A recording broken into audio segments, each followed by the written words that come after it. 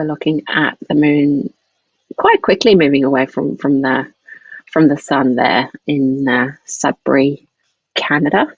The moon's just taking a little bite out of the sun at this point, and the partial eclipse is winding down in North America, but not completely, Graham. No. So at our location right here in Sudbury, we can see that this event is almost at an end. This eclipse in Sudbury will be finishing at 10:43 UTC. So that's in about 15 minutes. The moon will have completely left the face of the sun.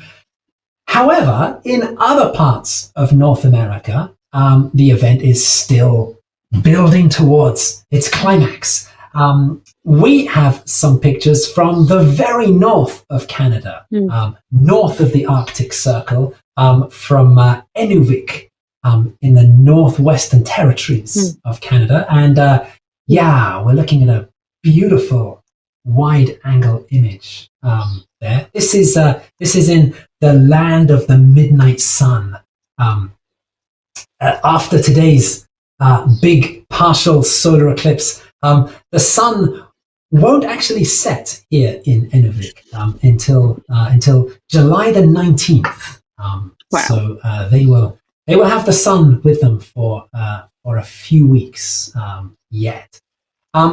Here in Inuvik, the maximum eclipse will be 77%, so about 3/4 of the sun will be covered, and that will be at 10:42 UTC. So here we're about 10 minutes away from eclipse maximum. So the partial eclipse is ending in northeastern North America, right up in the far north, where we're very close to the eclipse maximum, and things are still building up in Europe. So we have our picture in the top right-hand corner there from near Oslo in Norway, and the maximum there will be coming up in around about 10 minutes to maximum eclipse in Oslo. So things are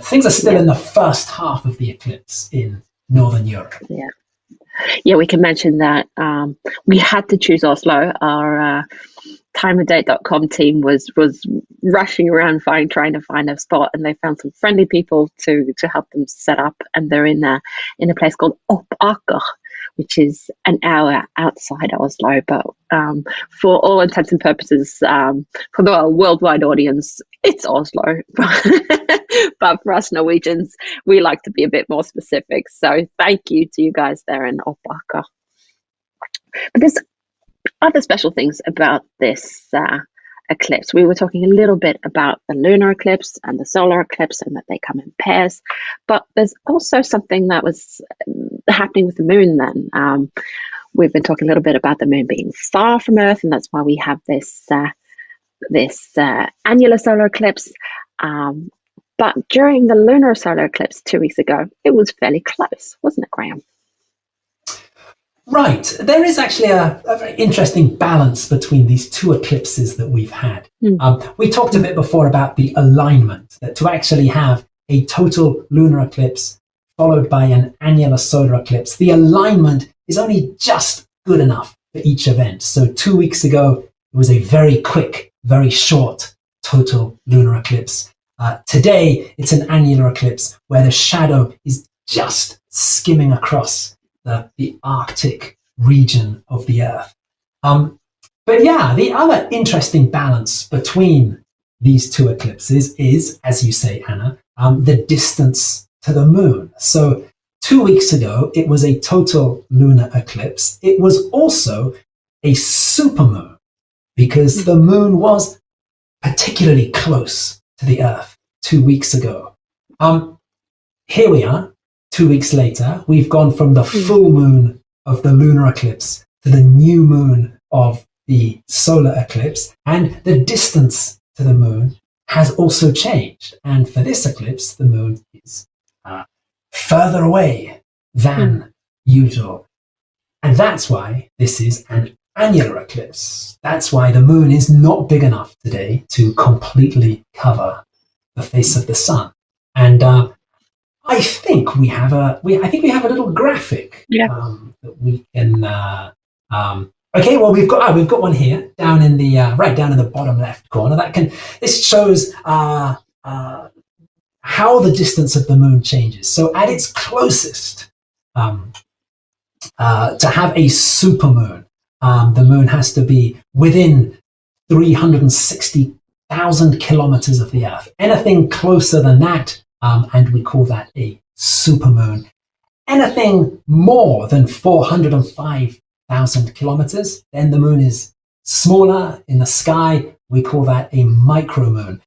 Today, we're not quite at a micromoon. Today, the moon is just a tiny bit less than 405,000 kilometers away. So technically, it's not a micromoon by this definition, but the moon is smaller than usual. And that's why we're having an annular eclipse rather than a total solar eclipse today.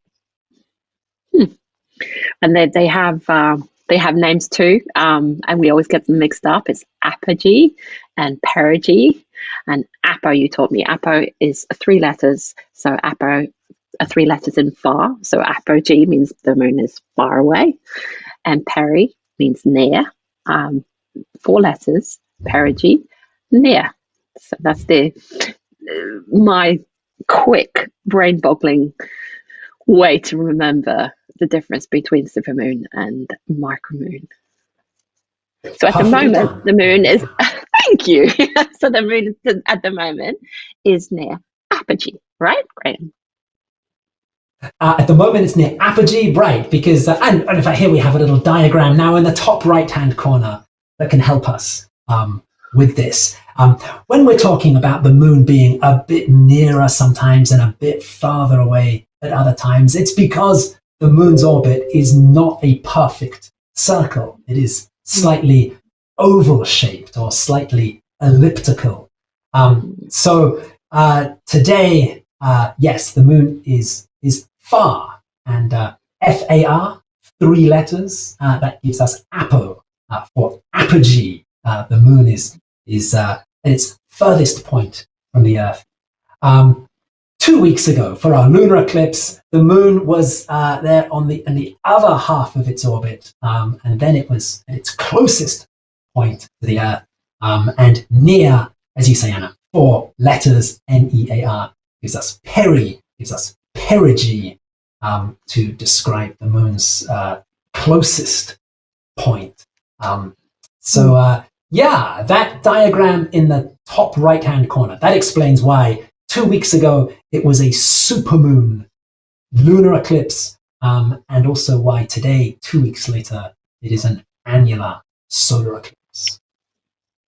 Yeah, and we're going to be shifting our focus now to Northern Europe. The eclipse is winding down, except for Nunavik. They still have their highlight there, but it looked quite cloudy in Nunavik. So I hope they get a little bit of break in the clouds there to see their max. What did you say? 80% there in Nunavik? In Nunavik, they are getting 77% partial eclipse there. Yes. Yeah. So we're fingers crossed for them to get a little bit of a break in the clouds. But we're shifting towards Northern Europe. We're looking at images here from Oppaka, outside of Oslo, Norway, and there's just a little bit of the moon left there over the sun in Sudbury, Canada. And hopefully we'll have some images from the UK, maybe another feed from Northern Norway. We're waiting on that as well. So don't go away. It's still happening.